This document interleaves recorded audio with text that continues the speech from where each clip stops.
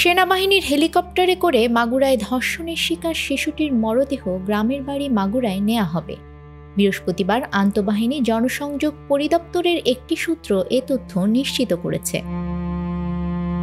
সূত্র জানিয়েছে, রাজধানীর সিএমএইচ থেকে শিশুটির মরদেহ কিছুক্ষণের মধ্যে তেজগাঁও পুরাতন বিমানবন্দরে নেওয়া হবে।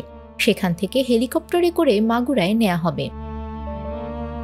বৃহস্পতিবার দুপুর 1টায় ঢাকার সিএমএইচে চিকিৎসাধীন অবস্থায় মারা যায় মাগুরায় ধর্ষণের শিকার 8 বছর বয়সী শিশুটি।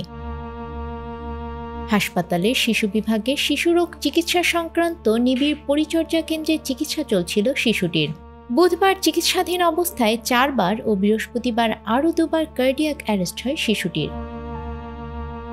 8 বছরের শিশুটি 5 মার্চ মাগুরায় বোনের বাড়ি বেড়াতে গিয়ে গভীর রাতে ধর্ষণের শিকার হয়। শিশুটিকে প্রথমে মাগুরা সদর হাসপাতালে ভর্তি করা হয়।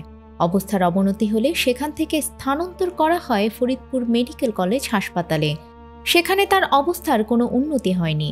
পরে বৃহস্পতিবার রাতে অচেতন অবস্থায় শিশুটিকে ঢাকা মেডিকেল কলেজ হাসপাতালে ভর্তি করা হয়।